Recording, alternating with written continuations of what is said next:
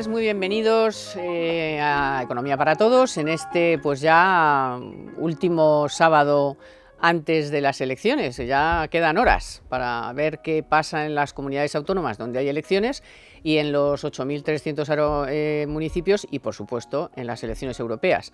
Así que vamos a hablar hoy mucho de algunos de los grandes asuntos y qué es lo que proponen algunos y qué es lo que podría pasar si realmente se pusieran en marcha esas medidas que tanto Podemos como el PSOE, como por supuesto algunas del centro derecha, si se pusieran en marcha, pues ¿qué ocurriría? Por ejemplo, en el sector de la vivienda. Aquí hay muchas propuestas muy deslavazadas todas y todas como dirigiéndose un poco a lo que sí ha hecho ya la Generalitat, que es limitar el precio del alquiler. Vamos a ver eso, qué consecuencias tendría en otras zonas de España y si eso a lo mejor tanto PSOE como Podemos podrían llevarlo al ámbito nacional.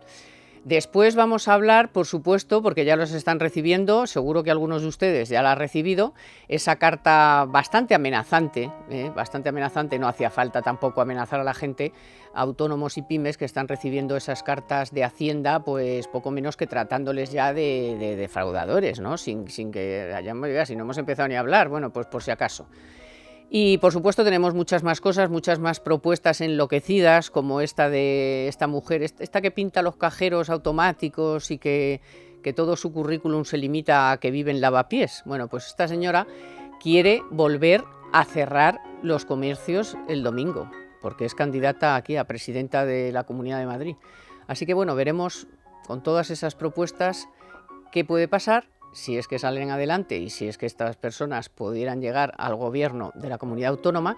Y después hablaremos un poco de desaceleración, porque ahí hay un informe de la OCDE, pero más reciente todavía del Banco Central Europeo, que también habla en ese sentido, y bueno, y de la dimisión de la señora May, que pone otra vez en el tablero qué ocurre con el Brexit.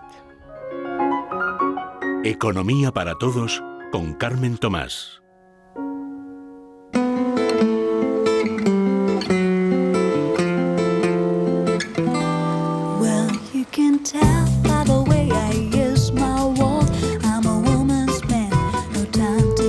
Bueno, vamos a hablar, si os parece, primero, porque es interesante a raíz de varias declaraciones, que primero de la decisión de la Generalitat. Bueno, primero, Manuel Llamas. ¿Qué tal? Muy buenas tardes. Y Fernando Valls. Ya os daba por saludados, pero no. Vamos a ver, la Generalitat ha aprobado la limitación de los precios del alquiler en algunas zonas de Cataluña, Barcelona, básicamente, que es donde más han subido los precios. Este es un deseo de Podemos que no pudo llevar a cabo cuando aquí a nivel nacional se reformó por vía decreto el mercado del alquiler, pero ahí está el deseo. Después está un tal Sánchez Mato que se presenta a alcalde, que era antes concejal de Carmena, pero que estaban peleados y entonces ha hecho otro grupo, y este ya va directamente y dice que la vivienda tiene que ser toda pública. Es más, que si usted tiene dos casas, una para lo público y la otra se la dejamos. Vamos, una cosa ya... Expropiación, que te pone el expropio ese de Chávez, vamos. Sí, que te pone los pelos como escarpia. Bueno, entonces, primero, consecuencias que va a tener, de momento, para Cataluña, que es donde lo han impuesto, la limitación del precio del alquiler.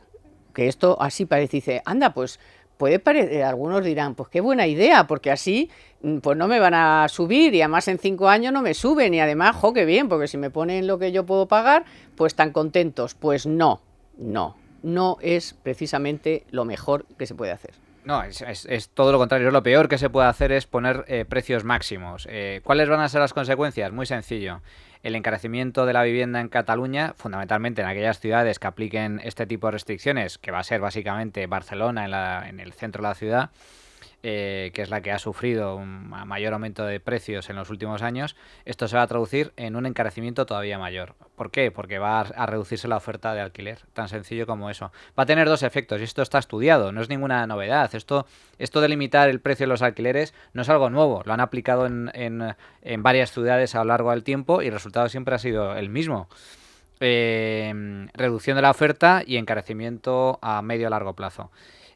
Van a ser dos efectos inmediatos. Por un lado, en aquellas zonas de Barcelona en donde la alcaldesa Ada Colau decida limitar el precio. Al poner un precio de referencia, los alquileres que se sitúen por debajo van a tender a subir el precio para igualarse al precio de referencia. Por lo tanto, los alquileres más bajos, los más baratos, van a subir. Y en segundo lugar, los alquileres más caros, los que superen el precio de referencia que marque el ayuntamiento, al ser un precio que se sitúa por debajo del precio de mercado, automáticamente eso va a desincentivar a muchos propietarios para ponerlo en alquiler. Por lo tanto, se va a reducir la oferta, va a haber pisos, aquellos pisos que superen ese precio máximo, que ante las posibles sanciones que establezca la Generalidad o el Ayuntamiento de Barcelona, van a decidir, mira, prefiero quedarme con el piso vacío, o directamente no lo alquilo. O lo vendo. O directamente, ya en una vuelta de tuerca, más mercado negro. Es decir, bueno, pues yo te fijo el precio, me adapto a las circunstancias, pero por detrás te cobro. Por lo tanto, al final, ¿cuál es el efecto, sobre todo a medio y largo plazo? Porque el efecto inmediato lo pueden vender como quieran, pero a medio y largo plazo está demostrado en todas aquellas ciudades que se ha aplicado que se reduce la oferta de alquiler. Consecuencia: la demanda se mantiene intacta o incluso aumenta, la oferta se restringe, el precio sube todavía más. Porque vamos a explicar, Fernando, que hay más demanda porque el empleo ha mejorado, la gente tiene más posibilidades de independizarse, quiere independizarse, tiene ya un sueldo que puede ser más bajo o más alto, pero quiere alquilar, luego por lo tanto hay demanda de alquiler y sin embargo pues han paralizado, por ejemplo en Madrid, han paralizado todas las operaciones que había de construcción de pisos, con lo cual hay menos oferta, ¿no? Esto es tan elemental como esto. Esto es lo que nos lleva pasando años y años y que los gobiernos municipales ni de Madrid ni Barcelona han solucionado. Esto es el drama, el que no haya bolsa de suelo disponible para construir nuevos proyectos y poder mejorar. Hay proyectos, pero están paralizados. Fíjate, claro. yo recuerdo la última campaña electoral donde Podemos se presentó a través de varias marcas, ¿no? Como nos decían que ellos iban a limitar el precio del alquiler y que iban a poder bajar los precios. Yo tengo aquí el dato. Desde que gobierna Carmena en Madrid, el precio del alquiler ha subido un 33% en Madrid capital. Y desde que gobierna Colau en Barcelona, 35,9%. Es decir, no han conseguido nada de lo que se proponían, con medidas como paralizar importante bolsa de suelo. Y una de ellas es la que hemos conocido esta semana, Madrid Norte, Castellana Norte, ¿no? Y no tenemos que olvidar que Castellana Norte se frustra, o viene ya frustrado, digamos, por esa pelea que hay de Carmena con el que ahora va a ser su rival, Carlos Sánchez Mato, que se va del ayuntamiento, o mejor dicho, le echan del ayuntamiento por esa cuestión, por el Madrid Norte. Que estos días, cada vez que podía, zascas, se le daba unos zascas. Si no hay vivienda, si no hay nuevas edificaciones, si no hay nuevos proyectos, el precio de la vivienda no va a bajar. Hay muchas restricciones, es decir, esto es un problema puramente de oferta y demanda. Es tan sencillo como eso. Al igual que, porque oye, ahora mucho en los últimos años, al hilo de la recuperación, se viene hablando de que es que la vivienda está subiendo mucho. Pero, sin embargo, la vivienda bajó durante los años de crisis. Bajó tanto el precio de compraventa de vivienda como el precio de los alquileres en el centro de Madrid. Bajó de forma sustancial. ¿Por qué? Porque había menos demanda. La oferta se mantenía y había menos demanda. Lo que ha sucedido ahora es justo lo contrario. Por eso digo que es una cuestión pura de oferta y demanda.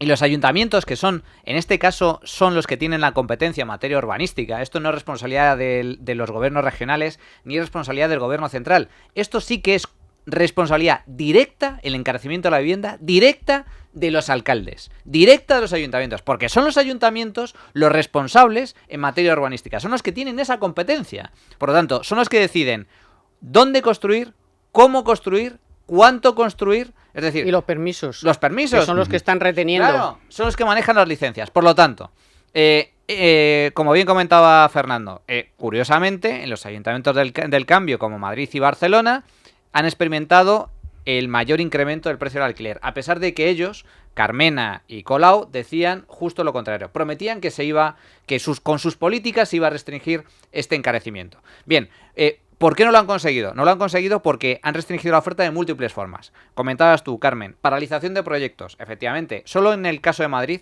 hay más de 100.000 viviendas que no se han construido porque a Carmena no le ha dado la gana. Han paralizado los proyectos alrededor de la Almendra Central.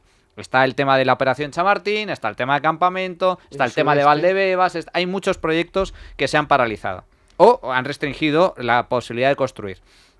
En segundo lugar, otra forma de restringir el tema de los plazos a la hora de conceder permisos.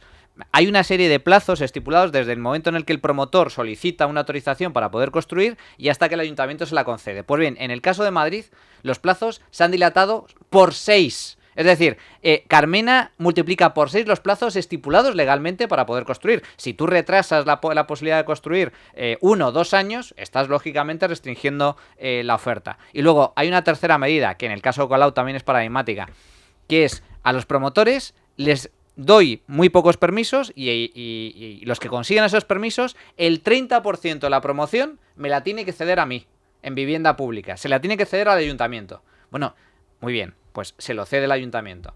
Eso, para empezar, desincentiva la construcción de nueva vivienda, porque reduce el margen de rentabilidad de ganancias del promotor. Pero, en segundo lugar, si el promotor dice, que a ese 30% que tengo que ceder al ayuntamiento de vivienda pública no le voy a sacar nada o casi nada, muy bien.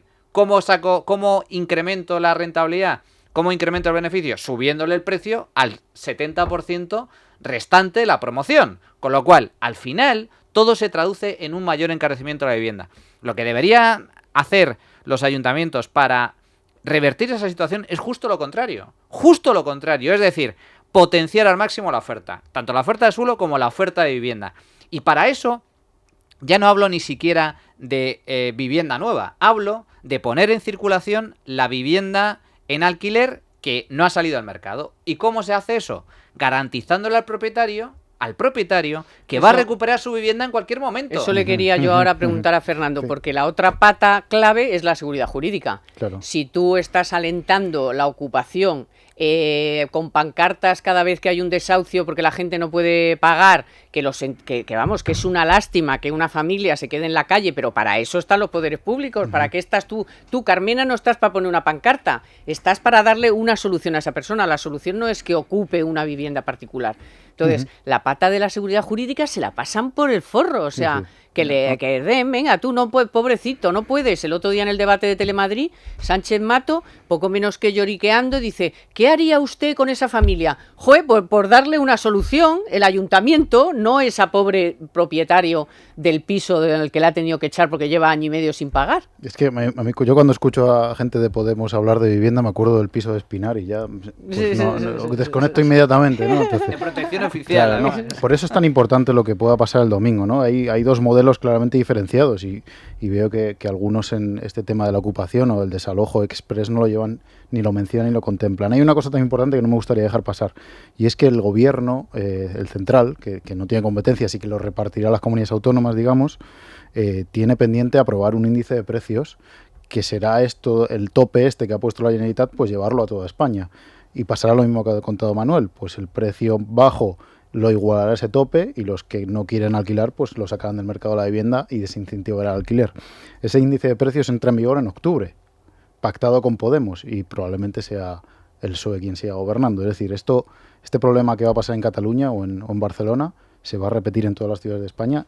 O sea, que lo van a llamar de otra manera, pero es lo mismo. Es el índice de precio famoso, que era poner un tope al alquiler de viviendas, depende de dónde esté la vivienda, dependiendo de dónde esté. Y por eso fue por lo que al PSOE se le atragantó ese decreto ley, que tuvieron que volver a repetir, al final lo sacaron. Pero eso es una obligación que va a tener que aprobar el PSOE. Está estipulado que para octubre tiene que salir. Bueno, pero ya lo sacaron ampliando el plazo de 5 años, que eso ya ha ralentizado también mucho el alquiler. Bueno, es que ya se han aprobado restricciones. Estamos hablando a nivel municipal, pero es que, como bien comenta Fernando, a nivel nacional, el gobierno aprobó con el apoyo de Podemos una nueva reforma sobre la ley de arrendamientos urbanos que amplía de 3 a 5 años la duración de los contratos, establece nuevas trabas a los propietarios a la hora de recuperar su vivienda en caso de impago, establece nuevos costes al propietario, por ejemplo, limitando la fianza, limitando los avales. Pero a ver, si esto es muy sencillo. A ver, ¿por qué narices en España, a diferencia de otros países, te exigen un aval? No te exigen un aval, te exigen varios avales, 2 o 3 meses de fianza, la nómina, etcétera. ¿Por qué? Porque el propietario no tiene ninguna garantía de recuperar su vivienda en caso de que le impagues el alquiler. Es tan sencillo como eso. ¿Y por qué no existe ninguna garantía? Porque el gobierno, las leyes en este país, amparan al moroso y amparan al ocupa. No amparan y defienden al propietario. Entonces, si tú dejas al propietario indefenso, el propietario tiene que buscarse mecanismos para intentar reducir lo máximo posible la probabilidad de que el inquilino que meta en su casa le deje de pagar. ¿Y cómo hace eso? Garantizándose de que tiene un sueldo estable, contrato indefinido. Claro, eso ya discrimina o margina a todos aquellos que tengan un contrato temporal. Garantizándose que tu renta, que tu sueldo sea un mínimo, es decir, que sean sueldos altos, sueldos medios altos para poder alquilarte el piso, que además puedas tener ahorros para dar una fianza de 2-3 meses o incluso un aval, es decir, el patrimonio, un patrimonio detrás o alguien que te avale con dinero. Es decir, se tiene que cubrir las espaldas, pero se tiene que cubrir las espaldas porque en este país el propietario está vendido absolutamente en caso de que haya impagos. Entonces, ¿cómo se solucionaría eso? ¿Cómo podrías de hoy para mañana abaratar el acceso de la vivienda a los inquilinos? Tan sencillo como lo siguiente. Usted, inquilino, me deja de pagar un mes y a las 24 horas yo lo puedo lanzar. Lo echo de mi casa, como sucede en Estados Unidos, como sucede en Reino Unido, como sucede en cualquier país civilizado. El que dice 24 horas dice 2-3 semanas. Pero el lanzamiento, el desahucio es fundamental. El desahucio es lo que garantiza precisamente la recuperación de la vivienda y el hecho, la posibilidad de que se pueda dinamizar hasta tal punto el mercado de alquiler. Claro, entonces, si yo como propietario tengo la garantía de que quien sea el que meta mi piso, al que le alquile mi piso, si me deja de pagar, lo puedo expulsar a los pocos días, yo no voy a pedir fianzas, ni voy a pedir avales, ni voy a pedir nada. Lo que voy a pedir es que se cumpla la posibilidad de lanzar a ese individuo. Y por cierto... Incluso bajarían los precios, porque claro habría... No, facilitaría el acceso al alquiler, permitiendo a muchos trabajadores personas, claro, con contrato temporal o con sueldos bajos el poder acceder a una vivienda y además sin necesidad de ahorro, sin necesidad de tener un aval ni tener una fianza. Y luego, eso por el lado de la demanda, pero es que por el lado de la oferta incentivaría a muchos propietarios que tienen sus pisos vacíos a sacarlos al mercado al alquiler e intentar rentabilizarlos. Y con esto acabo. Es un cuento que nos vende la izquierda, un cuento, esto de que, claro, es que el que no puede pagar se va a la calle. Mentira. No se va a la calle. Eso es una gran mentira. Tiran un año y pico. No se va a la calle. En este país, el hecho de amparar a los ocupas está creando mafias con gente que está trabajando. Pues lo hemos visto en Mallorca. No, en Ibiza. Ha sido en Ibiza. Cuando lo vimos en Ibiza. El incendio. Un desalojo, famoso incendio de un edificio ocupa. El 70% de los ocupas que estaban en ese edificio estaban trabajando.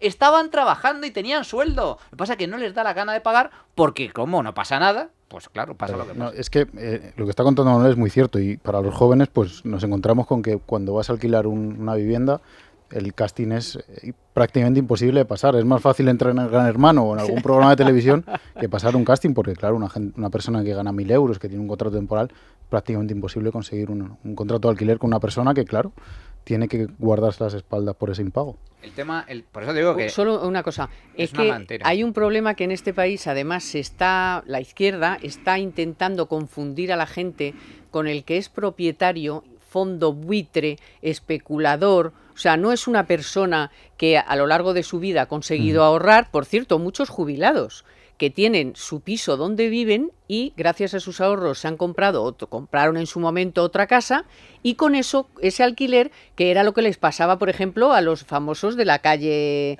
de Argumosa de Lavapiés, que eran unas personas que aparte de que tuvieran un hijo discapacitado y lo tuvieran en una residencia y ese dinero lo necesitaban para complementar sus ingresos, entonces, no, ese tío es un buitre, ese tío es un especulador, ya por el hecho de tener dos pisos. Y lo del fondo buitre, que muchas veces en Libertad Digital y vosotros también habéis dado alguna vez que al final, oiga, pero que los fondos buitre tienen el 6% o un porcentaje incluso, mínimo del total de las viviendas. El 2-3% pero que el 2 o 3% de las viviendas no puede estar marcando la vida de todo el mercado inmobiliario de Madrid. O sea, no me cuentes rollos. No. Y además, el hecho de que sea de un fondo no quiere decir que usted puede ir a meterse ahí como si no fuera de nadie, ¿no? Es que tiene un propietario, que es un fondo, pues sí, pero es un propietario, ¿no? Es fundamental lo que estás comentando, Carmen, por dos razones. En primer lugar, el tema de los fondos buitre, que no son fondos buitre, son fondos de capital riesgo. Claro. Para empezar, efectivamente, tan solo controlan el 2-3% del mercado del alquiler, por lo tanto, esto de la especulación, etcétera, no puede marcar en ningún caso el precio del alquiler, no es significativo, al igual que tampoco es significativo otro mantra muy extendido de los pisos turísticos, ¿no? Es que el auge de los pisos turísticos está disparando el precio del alquiler porque hay menos viviendas dedicadas al alquiler. No es cierto, porque los pisos turísticos en las grandes capitales, fundamentalmente Madrid y Barcelona, se centran y se concentran exclusivamente en algunas calles muy concretas. Es decir, su efecto sobre el mercado del alquiler a nivel de ciudad es absolutamente marginal, no tiene ningún tipo de influencia. Y aunque la tuviera, es decir, yo soy propietario, yo soy muy libre, o debería ser muy libre, de alquilar el piso a quien a mí me dé la gana, ya solo faltaría. Sí. Pero bueno. Bueno, espérate. Independientemente de eso, luego hay una segunda derivada. El tema de los fondos de capital riesgo. El tema de los fondos de capital riesgo es fundamental. Es decir, es que es muy positivo que haya fondos dedicados al alquiler de vivienda, como sucede en otros muchos países desarrollados, donde el alquiler de vivienda está profesionalizado. Es decir, donde el mercado no está en manos de pequeños particulares y pequeños propietarios, sino que está en mano de fondos profesionales, de grandes fondos, que permiten dinamizar también de forma muy sustancial el mercado de la vivienda, porque estos fondos compran edificios enteros y los rehabilitan. Oye, que un particular a lo mejor puede reformar un poquito su casa y ponerla en alquiler, pero es que estos fondos cogen edificios enteros que están hechas una cochambra absoluta, claro, los rehabilitan, los ponen nuevos y los ponen en alquiler. Porque han pasado decenas de años esos pisos en manos de gente que ha estado con los precios, la renta antigua, y no tenían ni un duro para hacer. Encima lo compran, lo rehabilitan y encima son unos buitres. Bueno, pues vale. Sí, es el mantra de la izquierda, eso, los fondos buitres, es como la casta que viene, pues sí, nada. Sí, pero la izquierda ya está aquí y puede pasar. Por eso es tan importante lo que pueda ser el domingo. En tema de la vivienda hay dos modelos, claro, lo que he dicho antes, y dependiendo de quién gane o quién pueda pactar, pues veremos un modelo de ciudad u otro en esta ciudad como Madrid, que empieza a ser ya caótica en muchos sentidos. Ahora, como a nivel nacional pase lo que tú dices y efectivamente en octubre entre en vigor ese índice no sé qué, precios, no sé qué va a poder hacer en el supuesto de que la Comunidad de Madrid o el Ayuntamiento de Madrid lo retenga el centro derecha. No, bueno, es cierto que ese índice de precios que comenta Fernando está contemplado en la ley, posiblemente salga en octubre, pero de todas formas dependerá en última instancia de cada ayuntamiento el establecer límites o no. Es decir, los ayuntamientos son libres, en última instancia, de decir, yo aplico esta restricción o no la aplico. Y por cierto, estamos hablando mucho de las restricciones a la oferta, etcétera, pero que lo sepan nuestros oyentes, porque esto lo siguen llevando en su programa. La extrema izquierda, los comunistas, Podemos, Más Madrid, Izquierda Unida... Madrid en pie, ¿no? Madrid municipalista en pie. Siguen defendiendo dos cosas muy importantes, que la gente no se equivoque. Dos cosas que les afecta a todos los propietarios, que son la mayoría en este país, el 90% de los españoles tienen un piso en propiedad, casi el 90%. Dos medidas que les afectan de lleno. Uno, quieren legalizar la ocupación. Legalizarla. Es decir, significa que si un sinvergüenza se mete en tu casa, no lo puedes echar porque no es un delito. No es un delito. Con lo cual tienes ahí un problema grave.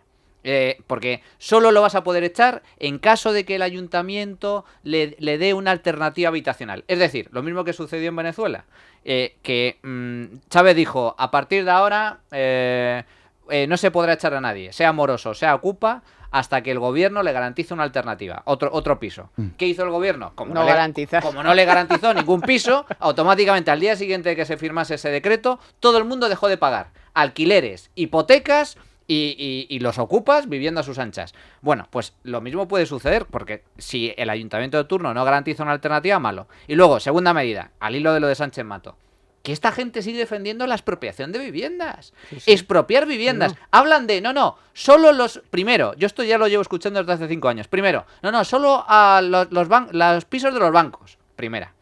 Segunda, poquito después. Bueno, a los grandes tenedores. ¿Qué son los grandes tenedores? Bancos, fondos de inversión y particulares que tengan más de 10 pisos. 10. Y yo les digo, si abres esa espita, ¿qué al de 5 ya da igual. Claro, ¿qué te impide que al año siguiente te digan, no, en lugar de 10, 5? Claro. Y en lugar de 5, 3. Y en lugar de 3, como dice Sánchez Mato, 2. Al final te quitan una para tu ti vivienda. Y otra para mí. Te expropian tu vivienda, o sea que cuidado. Sí, pero lo que decimos, afortunadamente Podemos no tiene la fuerza que tuvo en en 2015, pero el PSOE va a echar mano de ellos en muchos aspectos. Yo creo que esto en la negociación del gobierno va a salir y la vivienda va a ser un tema que algo le caliente tiene que dar. y el gobierno va a tener que ceder. A no ser que Podemos se meta tal batacazo el domingo en comunidades y en ayuntamientos que la fuerza de Pablo Iglesias se quede mermada, muy restringida y muy mermada, aún así siguen teniendo los 40 y pico y los necesitan. Son Algo, claves, algo les tienen que dar. Son claves. Es que algo les tienen que dar. Bueno, vamos, que os voy a contar una cosa muy interesante. Escucharme a todos los oyentes de radio, pero también a los que me ven en el 125 de Movistar. Porque ¿has pensado ya en cómo quieres que sea tu verano? ¿Te gusta más la piscina o la playa? ¿Necesitas desconectar en familia o un poquito más de festival?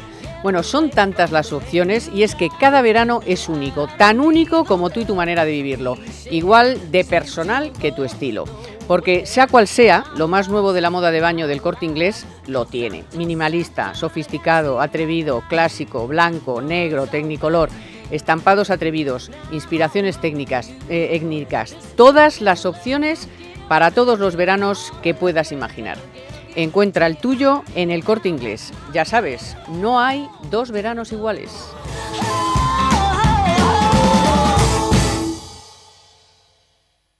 Déjame esta noche soñar contigo. Déjame imaginarme en tu labio. Esta, como a Víctor no le gusta, me la corta enseguida, porque Víctor es más de otros ritmos. Se ha empeñado en que no la escuche y no me la pone. Bueno, va. Es una broma, Víctor, pero ya sé que no te gusta, que no es tu estilo, lógico, porque tienes como 30 años menos que yo. Bueno, a ver, chicos, Hacienda, que es la voracidad personificada, me da igual que se llame Montero, Montoro o como se llame. El caso es que ha empezado a enviar cartas, como siempre en estos casos, pues un pelín amenazantes, para que les quiere que les diga otra cosa, a autónomos y a pymes. Ya el otro día amenazó a los comercios, por ejemplo, que he visto varios reportajes sobre el particular, en el sentido de que, oiga, es que usted me está diciendo que tiene unos ingresos y es un bar, ¿no? Y el bar de enfrente tiene más ingresos. Y dice, ¡hala! Ya está, venga, saca la caja, que ahí tienes dinero negro, que estás engañando a Hacienda. Hombre, vamos a pensar un poquito que a lo mejor este bar se le ocurra más o tiene algo que no tiene el otro, en fin, no sé. Bueno, el caso es que se cree Hacienda, a lo mejor con razón, que tiene ahí una mina y ha dicho, tate, ya está, hala, venga, a las pymes y a los autónomos que aquí hay que sacar de donde sea, de debajo de las piedras.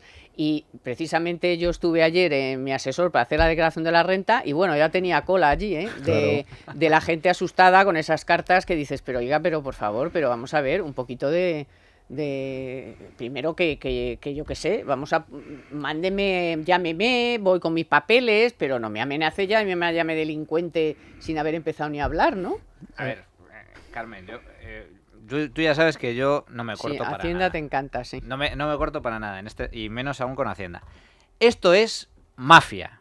A ver, todos hemos visto las películas de la mafia, de Al Capone y tal, cuando te viene el gorila, te entra por la tienda del pequeño autónomo en el barrio de Nueva York, años 30, años 40, el pequeño autónomo allí con su negociete y tal, y te viene la mafia y te dice, a ver, la recaudación de esta semana. Porque la mordida en la mafia es del 10%. El 10%, en Hacienda es muy superior. O sea, cuidado. Yo para eso prefiero 1000 veces la mafia que Hacienda. Dice, sale más barato. Mucho más barato. El 10%. Entonces, a ver, la recaudación. Y claro, como el mafioso no sabe cuánto ha recaudado, el negocio en sí, pues oye, resulta que el dueño, estas imágenes es un clásico en el cine, resulta que el dueño dice, bueno, esta semana me ha ido un poquito mal, entonces le da, venga, $300, y me ha ido un poco mal, ¿verdad? Y entonces el otro coge y la aprieta, le coge de la solapa, la aprieta y dice, oye, no me engañes, no me engañes, esto no puede ser, tiene que ser más. Bueno, y le suelta un poquito más. Pues esto es igual, te coge Hacienda y te viene con la carta y te dice, oye, que no me creo tus cuentas. ¿Qué es esto de, oye, que es que el del vecino al lado está recaudando mucho más que tú? Está facturando mucho más. ¿Qué es esto de que factures tan poco? A facturar más que me estás ocultando cosas. Hombre, eso es mafia, leche. Eso es mafia. Usted le abre o le abre un expediente. Claro. Y le abre una investigación con toda la seguridad jurídica, que ya en este país es escasa. Sí, pero bueno, te puedes defender para con ver tus las papeles. cuentas, claro, y te defiendes con tus papeles, con tu facturación. Pero esto de lanzar cartas diciendo, que te tengo vigilado, te tengo que controlado, como no recaudes más, como no factures más y me pagues más, te voy a abrir una inspección y voy a ir allí con mis matones. Hombre, por favor, de verdad que me parece alucinante. A mí hay 3 cosas que me han llamado la atención de esta campaña, que no es nueva, por cierto, pero bueno, a mí, en primer lugar, ¿cuándo se produce esta campaña? En un momento donde Hacienda necesita ingresos porque... La recaudación ha caído, básicamente. Y se prevé que el próximo gobierno gaste un poquito más de lo que ha venido gastando hasta ahora. Es decir, el gobierno ya está trabajando, y esto es información, en unos nuevos presupuestos que probablemente nos presentará, si no en lo que queda de año, a principios del que viene, y donde se contempla más gasto. Y en un momento donde el gobierno no ha podido aprobar varias figuras tributarias importantes, como son el impuesto a las tecnológicas o otros impuestos, ¿no?, que incluyen los presupuestos.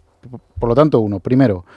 Segundo lugar, los términos que usan. Yo he leído a nuestro amigo Amor que hablar de amenazas, y existe, en el caso de que inconsistencias, leo una carta, señaladas persistan, el riesgo fiscal que éstas representan podrá dar lugar a procedimientos de control tributario que sean necesarios. Es decir, apuntan a que existen indicios de riesgo fiscal.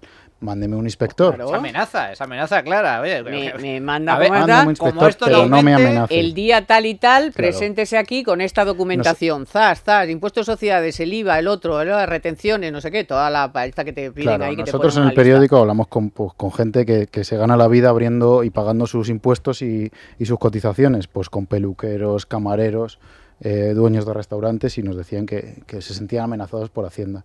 Y luego, en último lugar, y es lo que ya preocupa más, ¿por qué hace Hacienda esto? Pues porque le faltan inspectores para ir a los negocios y hacer inspecciones como corresponda. Pero no mande estas cartas amenazantes que no sientan nada bien. Bueno, ahora hay oposiciones a inspector y Van a Hacienda. salir, sí, salen. Están sí, ya para reforzar. están ya examinándose, o sea, pero bueno, son 25.000, la agencia tributaria tiene 25.000 Pero no es suficiente, personas. no es suficiente para estas cosas, y están centrados en otros temas aún más grandes que no en este. Bueno, pues vale, muy bien. O sea, vamos a ver, este año nos vamos a centrar en autónomos y pymes. Pues muy bien, pues entonces mande, si no necesitas que el tío vaya allí, es que a ti te mandan un documento en el que te pone que años 2014, 15, 16 y 17, o los que puedas. Infórmeme, ¿no? Claro, y me manda esto y esto, y ya está. Pero no tienes que decir, le voy a hacer, y eso tú ya intuyes que te van a hacer una revisión de los últimos 4 años. Pues muy bien. Pero volvemos un poco al otro, que es lo que no se ve, ¿no? Lo que se ve es, bueno, hay fraude.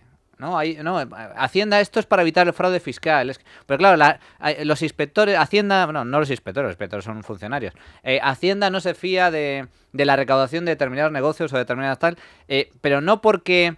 Porque claro, a ver, es lógico que unos negocios ganen más y otros negocios ganen menos, pero ese tipo de cartas lo que viene a señalar no es que eso. todos. Claro, no, es que los que no alcanzan la media de facturación del sector en esas zonas, la media del sector, los evidentemente. que Son no alcanzan unos esa media, defraudadores. está presuponiendo, que eso es lo grave, presupone un delito. Está presuponiendo que tú estás cometiendo un fraude. Oiga, que es que a lo mejor me va mal el negocio, leche. No, usted está defraudando. Usted tiene indicios de que está defraudando. Tiene indicios. Ya me parece, esa mera acusación me parece un atentado contra el Estado de Derecho absolutamente colosal. Pero bueno, independientemente de todo, como señala Fernando, bueno, es que no tienen inspectores suficientes, entonces lo que hacen es amenazar con este tipo de cartas para incentivar a los empresarios a que declaren lo que realmente facturan. Bueno, y yo doy otra alternativa. ¿Por qué hay tanto fraude fiscal en España en comparación a lo mejor con otros países? Pues porque quizás el pequeño, en general todos, pero fundamentalmente el pequeño y el mediano empresario está sometido a una asfixia brutal a nivel de impuestos. ¿Usted no cree que si facilita el pago de impuestos, es decir, simplifica la forma de pagar los impuestos, que es bueno, estamos ahora en época de declaración? No. Carmen, tú acudes a un asesor. Pero ellos son cada trimestre. Y como tú, muchos. La del Porque es un año. rollo. Hombre, por favor. Primero, es complicadísimo pagar impuestos en este país porque es una complicación que no se entiende nada, es un follón. Y en segundo lugar, la presión fiscal. Es que el palo fiscal que da Hacienda a los contribuyentes es colosal. Si usted facilita, simplifica el pago de impuestos y reduce la carga fiscal, lo último que quiere cualquier contribuyente es estar en una situación de incertidumbre, que a ver si me viene un inspector y la liamos. Lo que quiere es pagar, pero que algo que sea justo. Si tú disparas los impuestos, machacas a impuestos al pequeño contribuyente y al grande también, pero el grande se puede defender con abogados, con asesores, etcétera, pero el pequeño contribuyente, las pymes, los autónomos, los machacas a impuestos, tú en última instancia estás incentivando una de dos, el fraude fiscal y el mercado negro. ¿Por qué hay mercado negro en este país? Porque es que si ciertos empleos saliesen a la luz, automáticamente no serían rentables. Entonces tienen que estar en el mercado negro a narices, por si no, no pueden. No. Porque a los impuestos hay que sumarle las cotizaciones sociales, que eso como que nadie lo cuenta nunca como una carga para el pequeño empresario.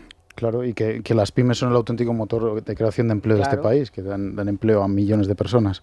Bueno, por base a lo que hemos visto en el periódico, nos han llamado mucha gente molesta con esta actuación de Hacienda. Pero yo creo que Hacienda no va a sorprender esta legislatura con más novedades.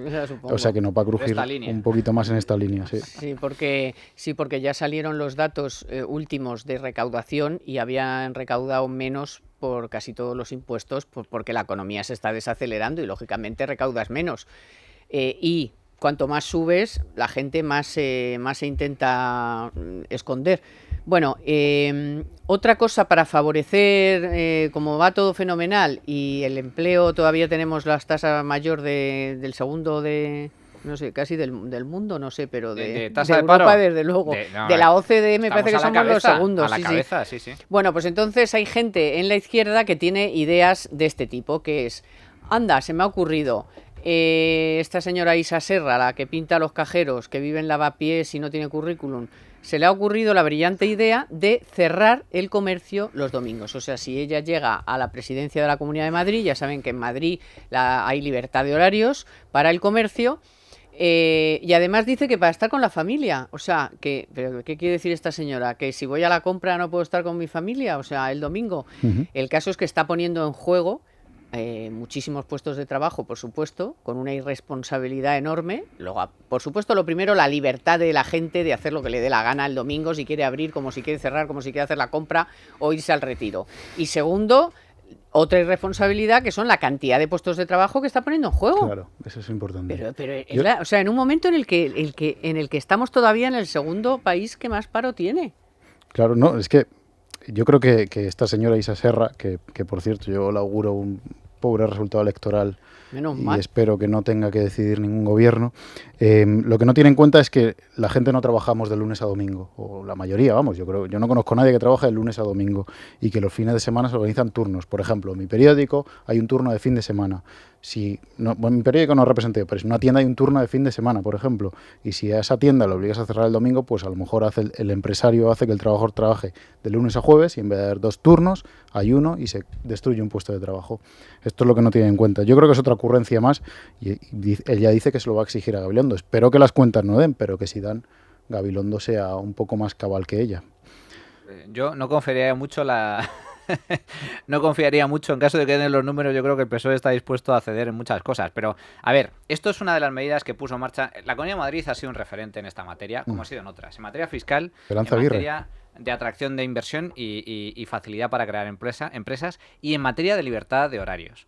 Esto lleva en Madrid desde hace muchos años. Y mucha gente que viene de comunidades autónomas, donde por desgracia sigue habiendo este tipo de restricciones, llega a Madrid y el hecho de poder comprar un domingo es una maravilla.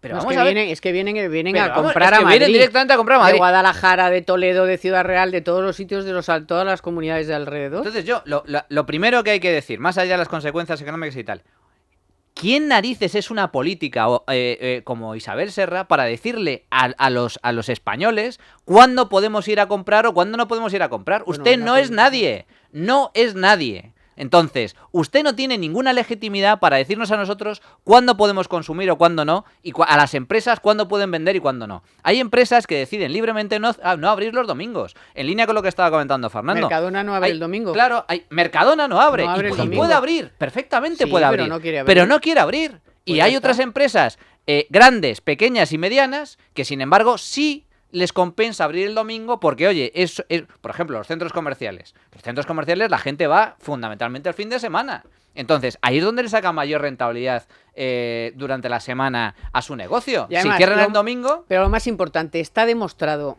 que en la Comunidad de Madrid, con cifras... Primero, no ha machacado al comercio pequeño, sino todo lo contrario. Ha creado empleo. Y ha creado empleo y ha creado riqueza y crecimiento. Claro. Si es que está demostrado. No, pero aquí es como los pisos turísticos. Tenemos que fijarnos en otros países. Yo voy a otros países y es una delicia ver cómo incluso hay países que abren 24 horas al día los comercios y no pasa nada porque puedes comprar a cualquier hora. Y yo creo que no es una explotación ni hay quejas de que, no sé, que hay turnos. Claro. Lógicamente. No va a estar la gente que trabajando las 24 horas, claro. Pero si estás trabajando, hay 3 turnos, pues puedes abrir 24 horas si quieres y puedes pagarlo. Si se genera, es decir, si es que al final somos nosotros los que son las empresas las que se adaptan a nuestras necesidades. Si hay negocios que abren 24 horas porque les sale rentable, pues, y los hay, evidentemente, porque significa que hay demanda para ello. Entonces usted no es nadie para decir, puede cerrar, pues esto, los horarios, de 10 a 5. Pero oiga, ¿y por qué de 10 a 5? Deje que el mercado, que somos todos nosotros, decidamos cómo organizarnos a la hora de consumir y a la hora de vender. Usted no es nadie. Pero es que luego, evidentemente, se genera riqueza. Porque si hay demanda para abrir los domingos, eso significa que las empresas van a tener que contratar más gente para atender esa demanda.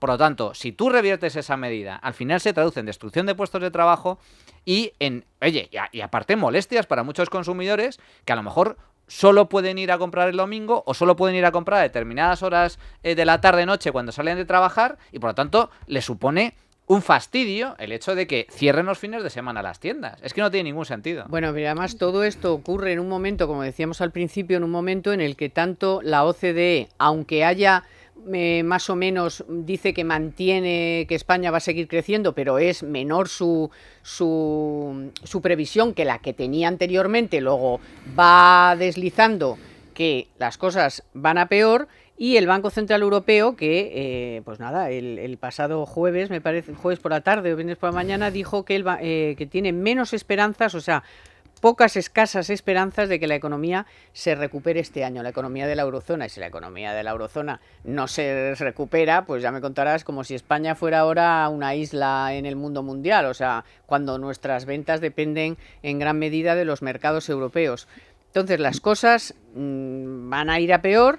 Lo hemos visto en algunos de los indicadores que han salido, por ejemplo, esta semana, sin ir más lejos, la industria y los servicios, que han moderado su crecimiento, ha aumentado el déficit comercial, los autónomos están creando menos empleo, pero un 78% menos que hace un año, la ocupación del sector servicios crece al menor ritmo desde 2015, es decir, que ya no son ni siquiera los indicadores adelantados, son los que estamos ya conociendo. Y entonces, en este contexto, ¿cómo veis la posibilidad pues de que propuestas como estas que estamos hablando o peores puedan llegar a buen puerto en un momento de absoluta desaceleración con una irresponsabilidad absoluta por parte del gobierno que quiere subir los impuestos, gastar por todos los lados? Que ya ha tomado decisiones. En España, bueno, no hace falta comentarlo, pero lo voy a decir por si acaso. Somos una isla y aquí en este momento lo que importa es Estados Unidos y China. Si las relaciones entre ambos se complican, va a sufrir todo el mundo y España va al primero. O será de los primeros.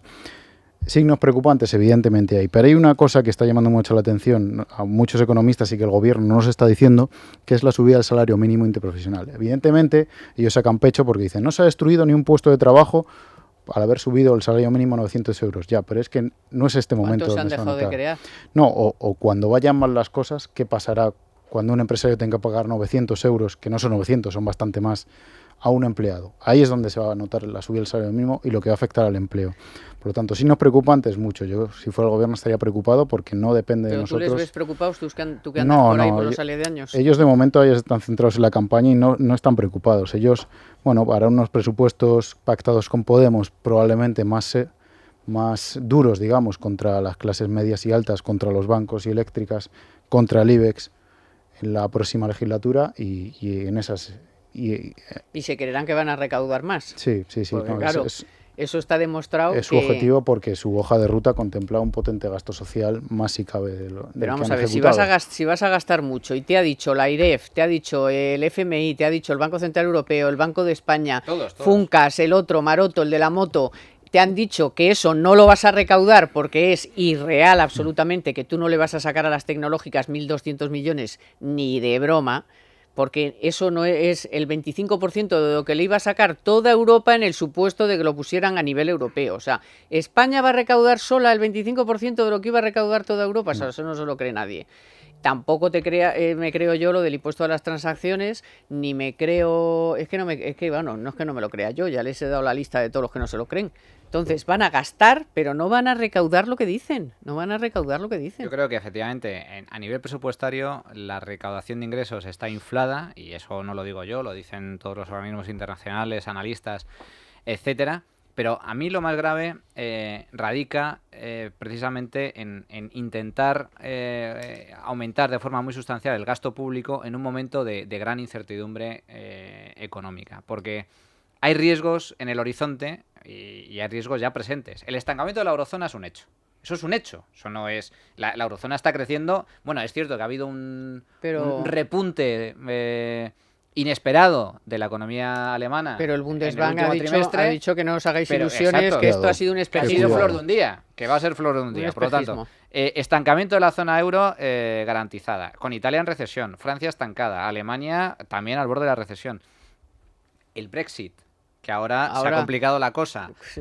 Y con la tensión comercial entre Estados Unidos y China todavía más grave. Por lo tanto, hay ciertas incertidumbres que, evidentemente, si la economía global empieza a desacelerarse, España va a sufrir. Y, por cierto, a mí me sorprende muchísimo que un partido como el Partido Socialista no mire a un país vecino, como es el caso de Portugal, que en lugar de machacar a impuestos a las rentas altas, en lugar de machacar impuestos a las empresas, en lugar de disparar el gasto público, alfombra roja, está diciendo: inversores, vengan a Portugal a invertir porque tenemos una fiscalidad muy atractiva.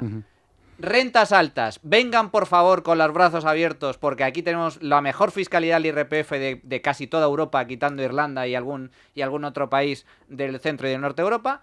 Y a los funcionarios. Y jubilados. A los jubilados también. Y a los funcionarios, el primer ministro portugués les ha dicho que como finalmente se imponga la obligación de tener que pagarles los recortes de salarios que se aplicaron los años previos, que dimite y que convoca elecciones.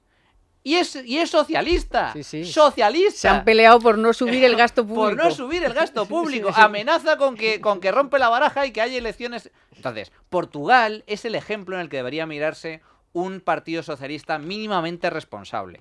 Pero, por desgracia, no tenemos ese caso. Tenemos a un partido socialista que navega entre la izquierda de Grecia y la izquierda estatista, hiperestatista de Francia. Por lo tanto, y que se mienten a sí mismos, porque yo me acuerdo cuando lo del salario mínimo que decían, no, en Portugal también ha subido. Te ibas a ver Portugal y en Portugal había subido un 6, un 7, un 5, o sea, cada año lo que estaba pasando en España y lo que iba a pasar aquí, que cada año iba a ir subiendo poco a poco y no un 22,3% de golpe. Claro, y luego también el programa económico que desarrolle el futuro gobierno a partir del lunes, que va a empezar la negociación este mismo lunes, es muy importante el puesto los puestos que pueda tener Podemos en ese gobierno. Si entra en el gobierno, no vamos a ver el Pedro Sánchez que renuncia a derogar la reforma laboral, el Pedro Sánchez que le da igual perder unos presupuestos. Vamos a hablar de eso ahora, que os voy a contar una cosa muy interesante, que de momento va bien. Ahora lo retomamos, pero que también puede empeorar. Pero de momento va bien. En Economía para Todos, la noticia de la semana con Telefónica. Fíjense, la morosidad de la banca española se redujo en marzo hasta el 5,73%, que es su nivel más bajo desde noviembre de 2010, debido a la caída del crédito dudoso y a pesar del pequeño repunte de la financiación total concedida a familias y empresas. Este nuevo recorte, por supuesto, aleja cada vez más el indicador de su máximo histórico, que fue del 13,61%, dato que se alcanzó en diciembre de 2013.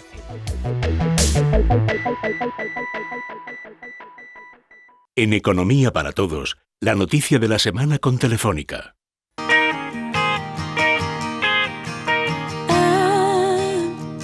Bueno, cuéntanos, Fernando, que se está diciendo que ya está Podemos, que de primero no iba a pedir cosas concretas, luego ya empezó a soltarse la melena y ya ahora lo último es que parece que quiere hasta la seguridad social, quiere las pensiones. Veo a Pablo Iglesias ahí en el Ministerio de Empleo o de Trabajo, ¿no? De actuario, Ahí. haciendo cuadros actuariales. No digas eso, Fernando.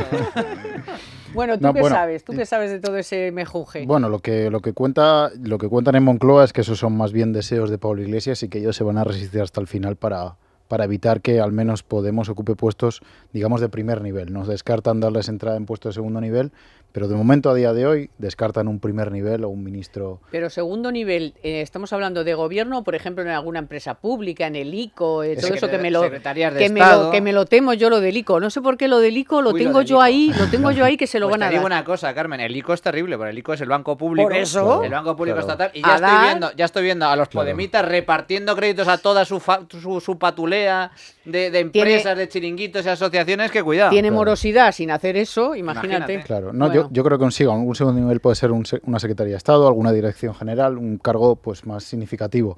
Pero yo creo que más importante de los cargos, que sin duda será la noticia de las próximas semanas, yo creo que es la declaración de intenciones que tiene Podemos para formar gobierno con el PSOE. Derogar la reforma laboral, un impuesto a la banca, una banca pública, una eléctrica pública, es decir, IBEX y apretar al empresario.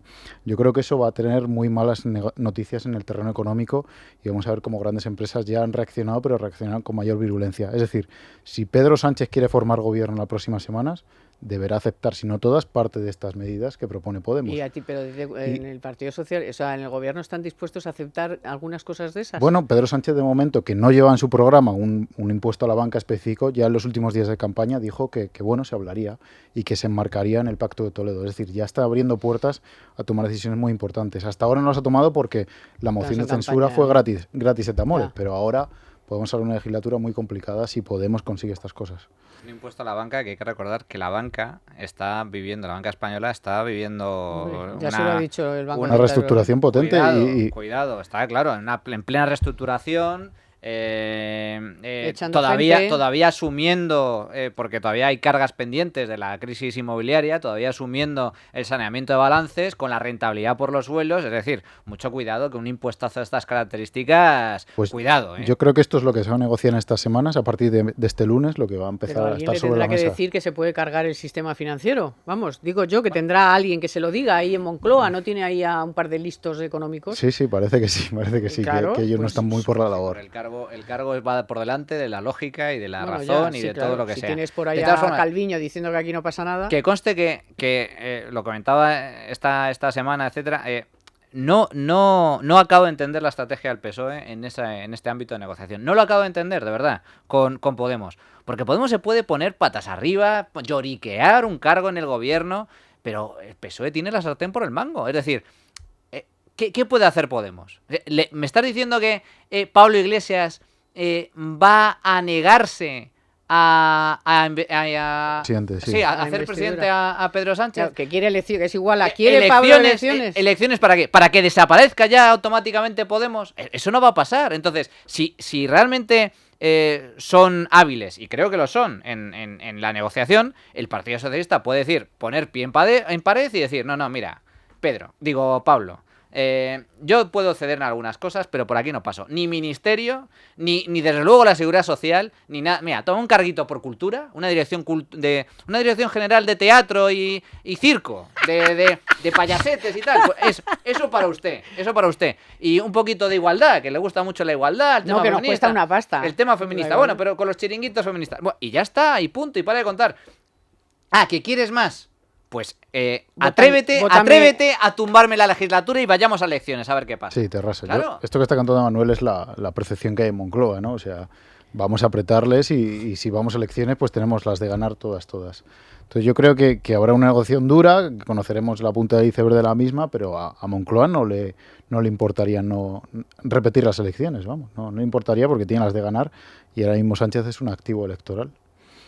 sea, que si Pablo aprieta... Yo aún me estoy acordando, ¿os acordáis cuando salió a la palestra y dijo, No, yo no, quiero no, no, no, el CNI, el la ejército, la radiotelevisión tele. española, economía, empleo? Claro, ahora ya baja humos, ahora ya se conforma con un carrito, el que sea, pero que... Ya, pero a mí lo grave no es, como bien comenta Fernando, no es tanto el cargo, que sigue siendo significativo, porque oye, la seguridad social, estos son muy listos los de Podemos. ¿Por qué quieren la seguridad social?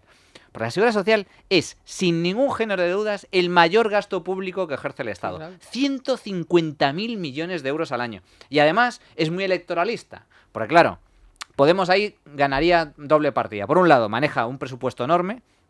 Y en segundo lugar, podría ofrecer prebenditas, pitas, a los pensionistas.